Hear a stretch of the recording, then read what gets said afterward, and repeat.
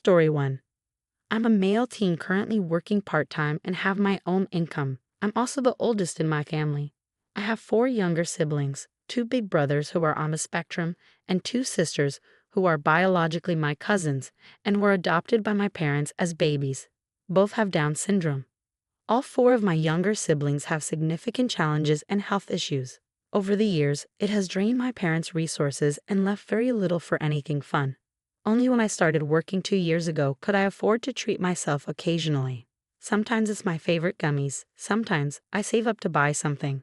I bought myself a laptop earlier this year with my money because I needed something, especially with school and everything, and using the family computer doesn't work as much now because Dad works later in the day than he used to.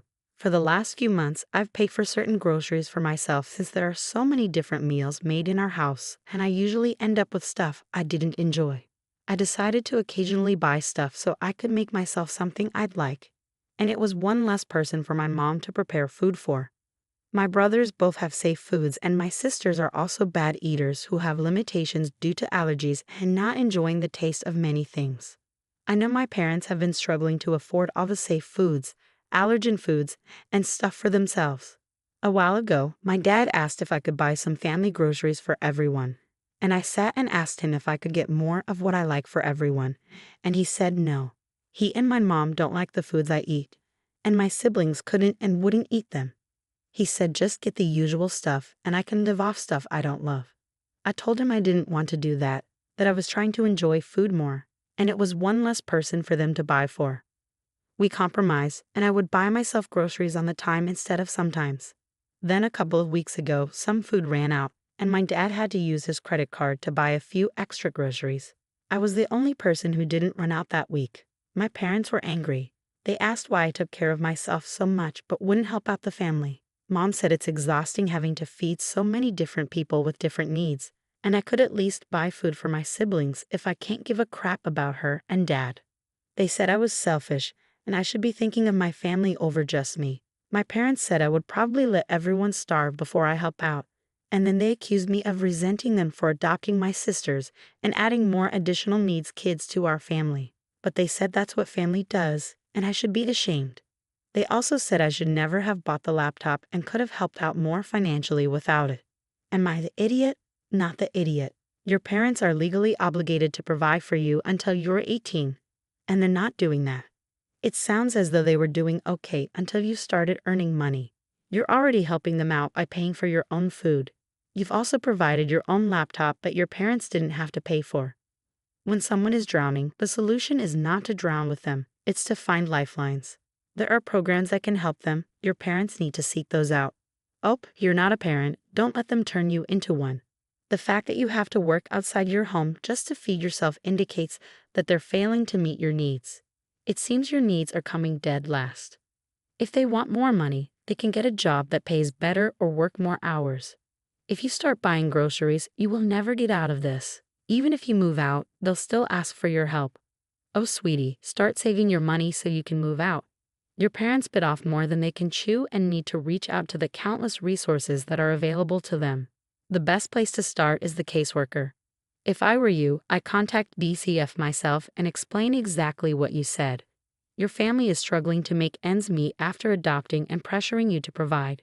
They won't be in trouble. They'll be provided resources and help for all of you. Also, you may want to hide your laptop. They sound very resentful about it, and I don't know what type of people they are. It's understandable that your family is struggling, but it isn't your struggle. Good luck. Story 2. A household dealing with the intrusion of a nanny who is overly comfortable, bringing her dogs and leaving belongings around. I have a nanny who comes to look after my little ones, a toddler and preschooler 3 times a week. She arrives in the morning when I leave for work at 8 o'clock a.m. and leaves with my husband or me when we get home at 5 o'clock to 6 o'clock p.m. She's been quite good with the kids, which is fine, but the only problem is she's making herself at home too much. The first problem is that she'll randomly leave things at our place overnight, such as a coat or car seat, etc. She'll also sometimes put small bits of food in our fridge and leave it overnight when she's coming the next day. But what irks me the most is the dogs. She has 2 dogs. One is a chocolate Labrador and the other is a Great Dane. I really don't like dogs. Originally, I said she couldn't bring them with her when she asked. One day, she had to bring them with her because her garden was being landscaped, so I let her but told her to keep them outside. Well, since then, she just kept bringing them. I didn't say anything since it wasn't that big of a deal and not worth the hassle. Incrementally, she's letting them get away with more and more. She first tied them up to the fence, and then she started letting them run free in the yard. Then one time it was raining, and she asked me if it was okay for them to come into the house for a bit and just stay in the kitchen. And now they're just let free rein. It's in the terms of the dogs that she's making herself too much at home. I find random chewed up tennis balls in the yard, and she set up a couple of metal bowls near the back door. The other day, I found a bag of dog treats in the pantry that I'm assuming is hers. Probably the worst of all is that she takes them out to do their business.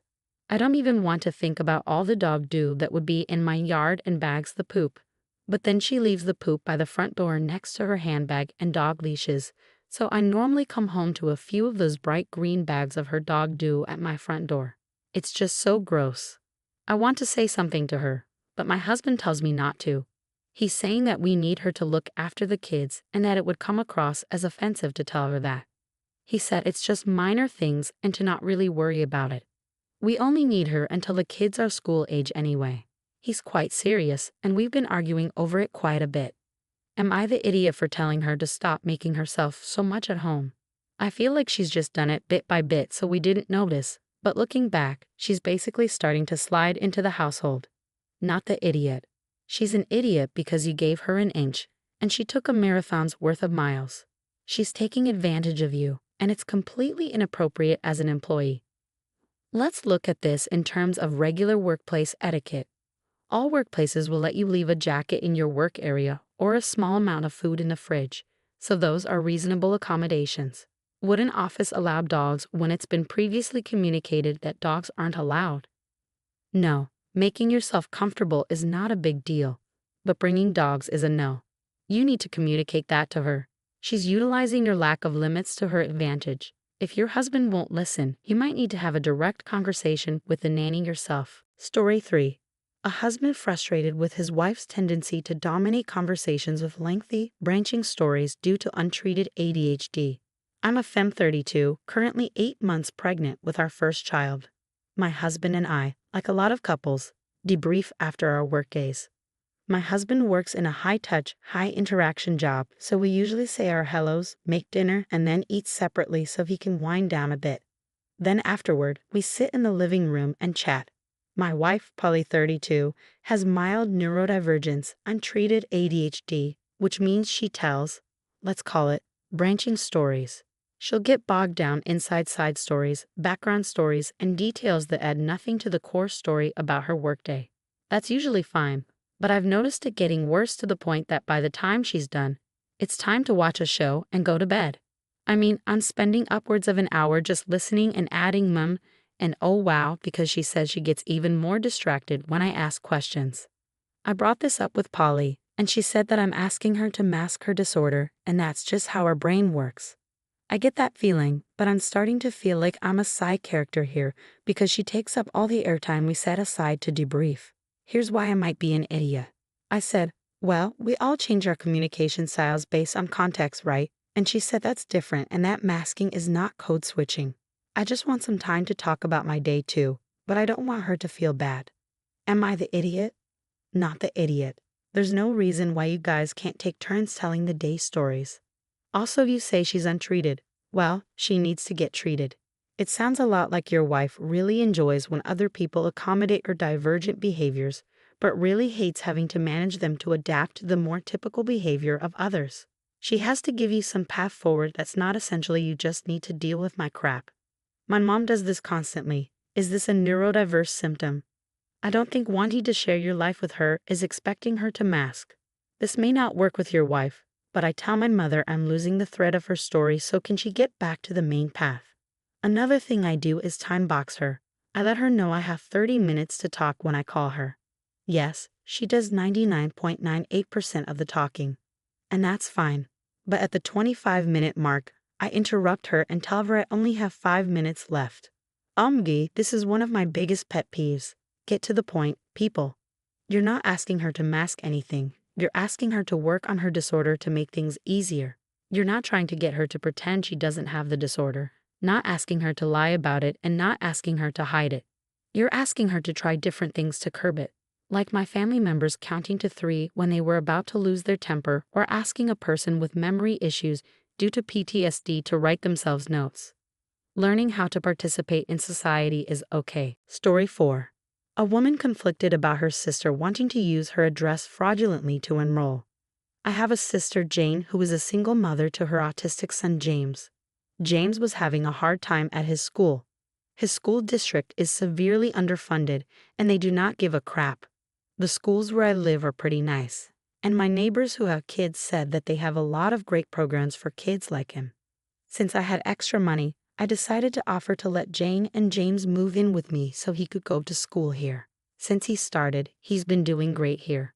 The teachers and aides are much more engaged than at his old school. They've been helping him work through some of his behaviors as well. While my other sister, Leah, is being weird about it though.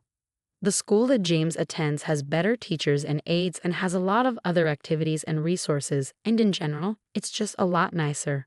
Leah and her family live in the same town that Jane and James used to live in, so her kids go to the underfunded school. Now she wants to send her kids to school here too. However, they're not taking any out-of-town students, so Lee wants to use my address and send her kids to school here. From what I've seen online, it looks like it can be considered fraud to do that. It's a fairly tight-knit community. People would figure out what we were doing and that they didn't live here. So I don't want to take the risk. Besides, Leah's kids aren't having trouble in school. Their school may not be the best, but they're doing okay. Still, Lee thinks it's unfair that I won't help her kids get out of the crappy school by using my address when I let Jane and James move in so that they can go to school here. Am I the idiot? Not the idiot.